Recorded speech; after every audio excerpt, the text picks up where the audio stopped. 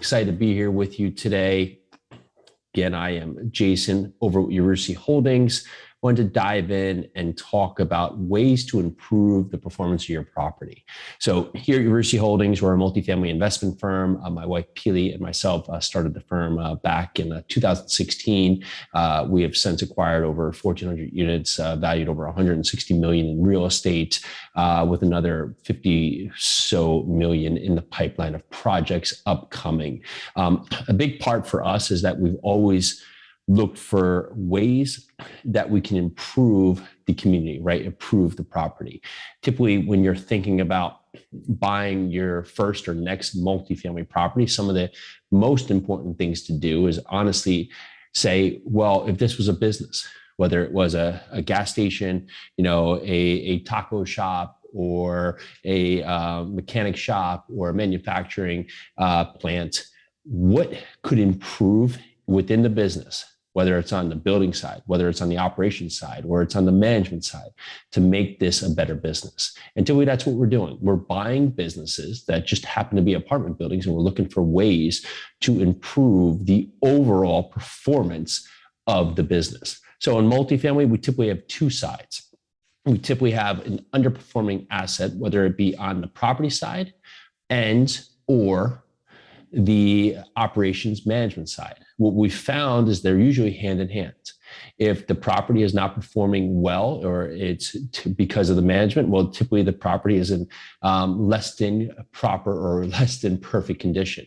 And if the building's in less than desirable condition, it's usually tied into, of course, the management not doing a great job in keeping the property in tip-top shape in terms of performance. So how we've looked at it is that we've always looked at it from the outside in. When we look to acquire the asset, we're always saying to ourselves, how can we make this a better place to live for those that are there? Typically, as a tenant, you can imagine here that if you're a tenant, just think about the feeling of having someone new come in there and buy the building with your fear being the first that the rent is going to raise. Now, do we raise rents on properties? Yes, but typically we're looking at ways to make it a better place to live prior to asking for that from our existing tenant base, prior to going in there and saying, hey, this has not been a great place to live, but pay us more rent. That's never a good feeling. So what we've always done is looked at it from the outside in. How can we go in there and improve the curb appeal, improve the signage, improve the overall look of the building, improve the landscaping, redo the parking lot, just make this an overall more welcoming place. Inside, if there's hallways, interior hallways here, how can we make them put more lights there? Make them more clean, make them more efficient here. How can we start to work with the tenants to improve the deferred maintenance on the property here? So when they do have an issue, that they don't have to call and hope someone comes. Typically, you're taking on a building here where the tenants here have been neglected in some way. It might be on the maintenance side, it might be on just the overall community side. So if you can install a sense of community here, they're going to feel more like they're living at a home instead of they're living at a place they're passing through. And that's going to work hand in hand to make them want to take care of their home.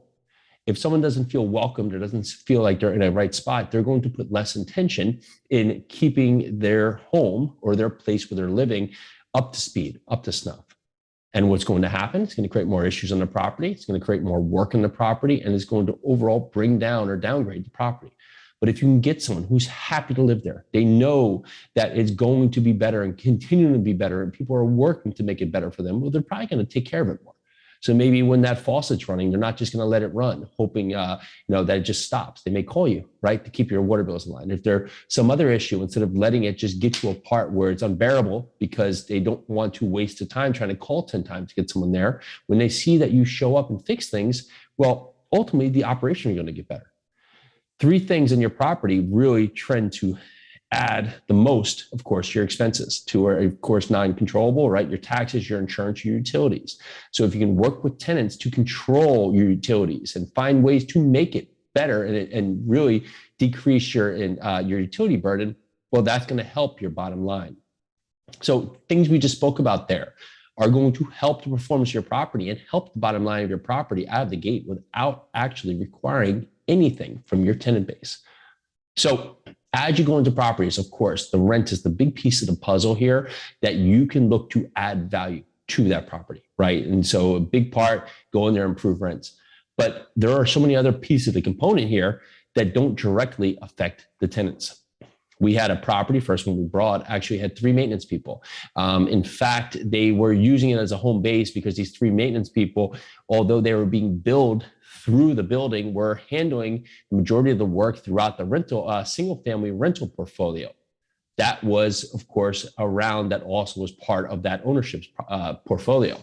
Well, if you think about it here, if you can go in there and improve the performance of the property by making it more efficient, and more efficient can be having the right structure of employees that work for the building. It really, once stabilized, only need 1 maintenance person at the time. We kept 2 to catch up on all the neglected items, because just because there was 3 people, remember, it helped our numbers because it added and looked like their expenses were much higher, and we knew we could get to a stabilized part of 1 person. But when they left, those 3 people, unfortunately, were doing less than a half person's worth of work on the property. So we kept 2 to really get the property in line, to make it more efficient, put it in the best light to perform at a high level, and then allocated the 1 person that needed to be there and moved that other maintenance person to another property we had. From your fact of leasing, from the leasing side, if an income is an issue, well, how are collections being handled? What is the collection process? What is the tenant report? What is the process in terms of lateness, late fees? How has the structure been? Many times when you come into a property that's been owned by a certain ownership for a number of years, it's typically that there's been handshake deals or some other unstated or unwritten process of how things are handled in terms of collection, in terms of how people paid. So making it more efficient where you can have a more predictable revenue stream is, again, going to produce a better performing property. If hopefully that tenant pays every 3rd week instead of having to pay in the first, just like any business, if you're out there and you make something and you go and give it, it's a product, and you don't know when you're going to get paid for it, of course, it's going to hurt your operations or hurt your ability to perform and at the best level that you can in terms of you improving your business. Well, same thing with an apartment building. How is your building underperforming? Are you matching the market? Is there the opportunity to potentially bill back utilities?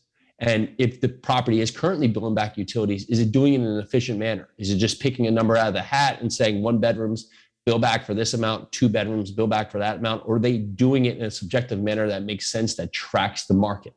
Are they tracking the other, of course, parts of the income process? Is there proper application fees, proper late fees? Do they accept pets? What's the accept process? Have they looked at other ancillary income items here? Have they looked at other ways to bring in other income?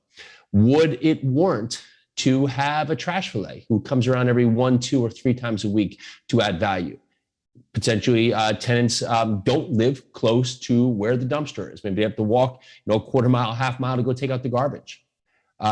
Could you add in other things? Covered parking. Is it a warmer or colder climate area where that could add more value to the property here and help improve it, but also trend to make it a better place to live, right? So trash valet, covered parking. Can you do reserved parking if there's limited parking spots that puts a tenant closer to where they live? All of these can be helpful to the tenants and make this a more desirable property for them to stay at here. And of course, it's going to be more income that you're going to get and more of an expense on the tenants here. However, it's going to provide more value. So what can you do to continue to increase the value of the property, make a trend to match the market, and also find other ways that you can add value that can help the tenants?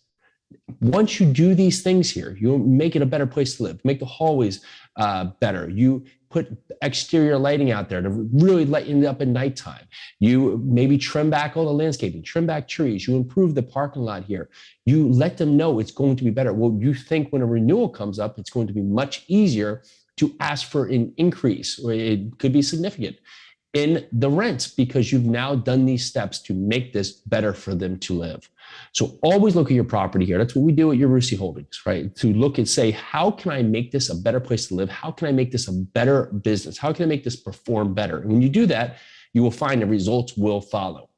If you want to learn more about us, you can go over to Yarusi Holdings, YARUSI Holdings.com. You can learn more about our company, hear more on our podcast here, learn about our offerings here. If you want to learn about investing, feel free to go in there, schedule a call with us so we can learn your investment objectives.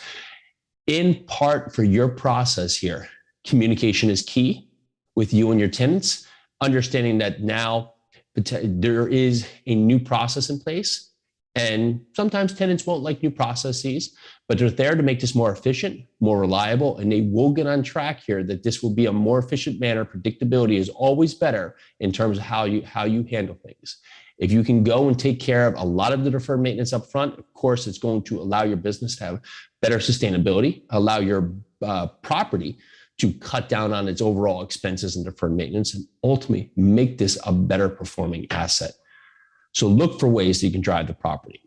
On the expense side, have you checked your contracts? If you're assuming contracts, or you've had landscaping or pest control and you've had them for years or multiple months, have you checked their rates against the markets? They may have built-in increases here where they've quote unquote have done increases, but the increases now, although written in their agreement now, has priced them out from where the trending competitive nature of the market is, right? So are you overpaying 20, 30% for landscaping because of the built-in increases to the contract there? From a revenue standpoint, have you looked at other ways to add income? Potentially cable contracts or laundry contracts, maximizing on potentially adding in washer and dryer hookups, or renting out washer and dryers, or installing them to get a premium. There are multiple opportunities here for you to improve the value of the property. So look at your property and say, why is this business underperforming? How is it matching up to my competitors?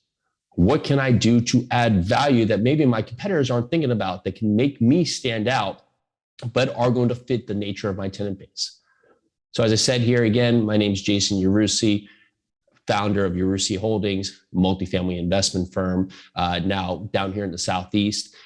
We have really partitioned ourselves in a number of different markets between Nashville, Atlanta, and Louisville are the main markets we focus on.